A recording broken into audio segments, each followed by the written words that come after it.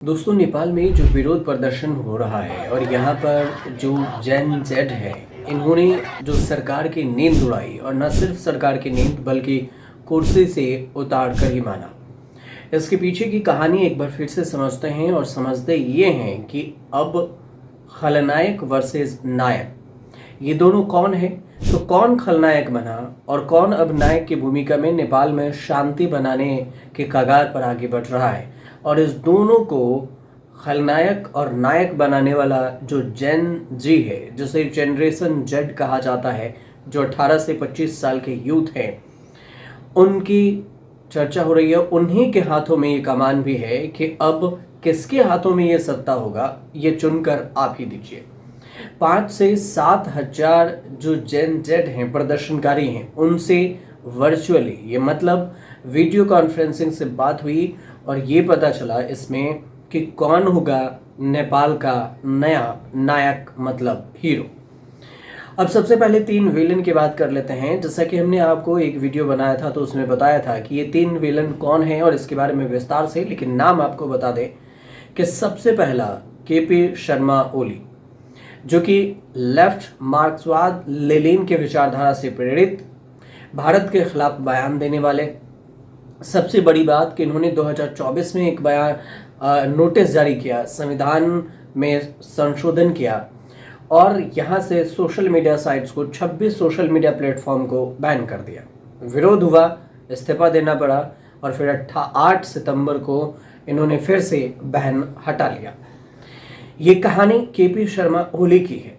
दूसरी बात कि जो वहाँ के एक मेयर हैं बलवंत,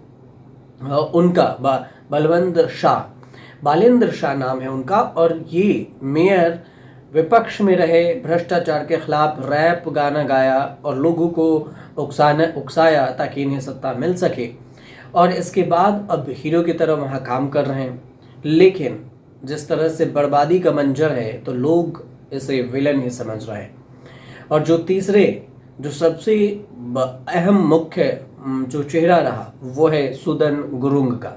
सुदन गुरुंग एक एनजीओ के संस्थापक, जो नेपाल में भूकंप हो, लैंडस्लाइडिंग हो, युवाओं की कोई समस्या हो, उस पर उन्होंने काम किया, युवाओं को एकजुट किया और युवाओं के ताकत को एक ऐसे राह पर लाया जहां पर नेपाल में सरकार की नींद उड़ाई, कुर्सी से उतार कर ही माना सुंदर गुरुंग।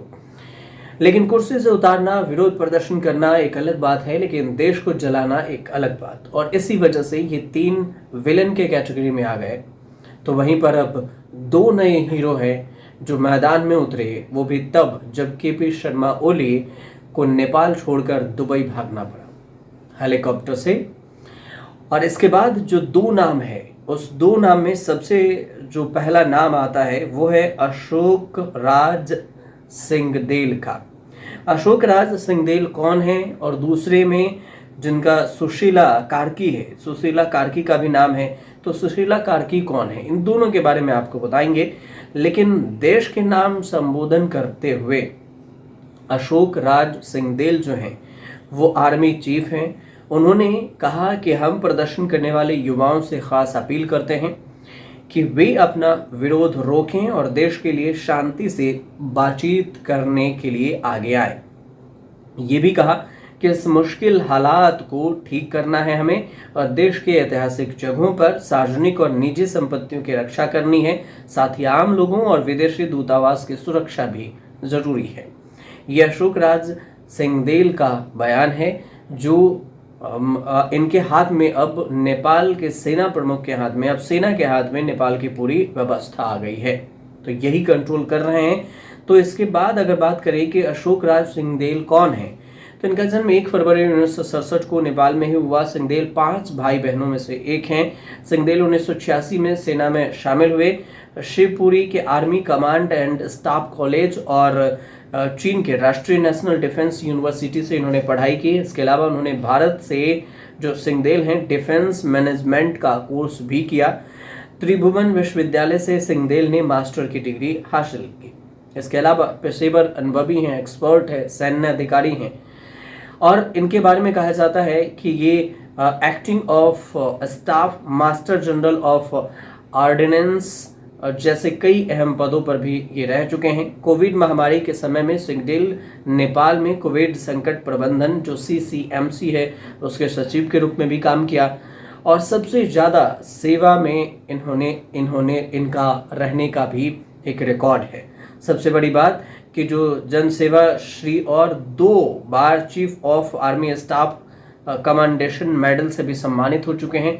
2024 में भारत की यात्रा पर आए थे राष्ट्रपति द्रौपदी मुर्मू से भी इन्हें सम्मान मिला, मानद जनरल की इन्हें मेडल मिला, उपाधि मिला। इसके अलावा देखें तो दूसरी तरफ जिस नाम की चर्चा है वो है सुशीला कार्की। सुशीला कार्की को जेन जेड ने ये दिलचस्पी दिखाया है कि इनके हाथों में देश रहेगा तो सुरक्षित रहेगा। सुशीला कार्की कौन है? तो ये एक न्यायाधीश हैं और मतलब जस्टिस हैं और इनके बारे में कहा जा रहा है कि सुशीला कार्की पर जेन जेड ने सहमति जताई है। सुशीला कार्की नेपाल की पहली महिला मुख्य न्यायाधीश यानी जस्टिस हैं जिन्होंने 2016 में पद संभाला। करियर की शुरुआत शिक्षक के रूप में की, बाद में सुप्रीम कोर्ट की जज बनी, नेपाल सुप्रीम कोर्ट के जज। कार्की भ्रष्टाचार मामलों में बेखौफ और सख्त रुख से उन्होंने काम किया और इसी के लिए वो जानी भी जाती है नेपाल में। 2006 में संवैधानिक मसौदा ड्राफ्ट समिति के अध्यक्ष भी रह चुकी हैं, सदस्य रह चुकी हैं। 2009 में सुप्रीम कोर्ट की एड हॉक जज नियुक्त किया गया था। 2010 में अस्थायी जज इन्हें बना दिया गया।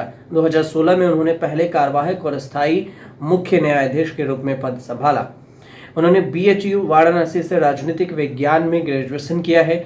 इसके अलावा उनकी नियुक्ति नेपाल में महिलाओं के लिए समानता और संवैधानिक अधिकारों की दिशा में एक ऐतिहासिक कदम माने जाता है और जेन जेड को ऐसा भरोसा है कि सुशीला कार्की ही नेपाल में शांति ला सकती हैं क्योंकि भ्रष्टाचार के खिलाफ सुशीला कार्की मुखर रही हैं और जेन जेड भी यही चाह रहा है कि यहाँ पर भ्रष्टाचार न हो, नेपाल में अच्छे लोग आएं और सत्ता को संभालें।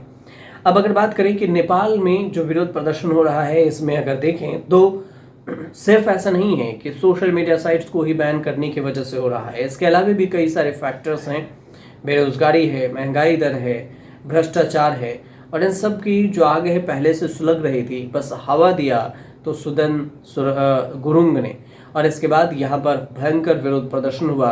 राष्ट्रपति भवन, प्रधानमंत्री आवास सबको फूंक दिया गया, एक बड़े मीडिया हाउस को भी यहाँ पर आग के हवाले कर दिया गया।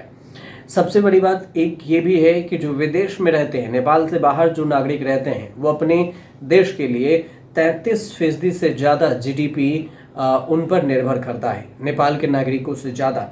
और इस मामले में देखें तो जो हैं वो टोंगा, ताजिकिस्तान, लेबनान से नेपाल में जो लोग पैसे भेजते हैं, कमाते हैं, उनसे 33% GDP नेपाल के संभालती है। लेकिन ये सब जो संपर्क करते हैं वो फेसबुक और इंस्टाग्राम हो, सोशल मीडिया साइट से हो, लेकिन यही बैन कर दिया गया तो लाजमी है यहाँ पर विरोध प्रदर्शन को होना। नेपाल की जनसंख्या की बात करें तो 30 मिलियन से ज़्यादा है, यानी 16 से 25 साल के युवा यहाँ पर 20% से ज़्यादा है। 16 से 40 साल के बीच के जो युवा हैं 40% से ज़्यादा है और यही वजह है कि यहाँ बेरोजगारी दर भी ज़्यादा है, युवा उभार, जनसंख्या लाभांश भी ज़्यादा है और विरोध प्रदर्शन में लोग कूद गए। सबसे बड़ी बात ये नेपाल की, भारत के जो सीमावर्ती इलाका है वहाँ भी अलर्ट कर दिया गया है क्योंकि नेपाल से 500 से ज़्यादा जो कैदी हैं वो फरार हो गए हैं।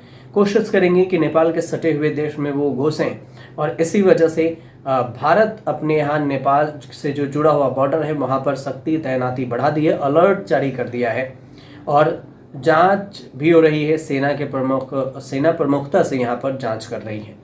और एक और दिलचस्प बात कि इस बीच में जो भारत में जो बीजेपी के कुछ नेता हैं, जैसे अशोक सम्राट हैं जो डेप्यूटी CM हैं बिहार के, उन्होंने एक अजीबोगरीब बयान दे दिया। उन्होंने कहा कि कांग्रेस की वजह से नेपाल में विरोध प्रदर्शन हुआ, अगर कांग्रेस नेपाल को अपने में शामिल कर लेती तो आज ऐसा नहीं होता। तो ये एक उदंड जैसा बयान तो बीजेपी की तरफ से दिया ही जा रहा है। लेकिन इस पूरी जो विरोध प्रदर्शन और अपडेट की जो कहानी थी वो हमने आपको बताई। आपको अगर अच्छी लगी तो हमारे चैनल से जुड़िए, सब्सक्राइब कीजिए, शेयर कीजिए, कमेंट जरूर कीजिए।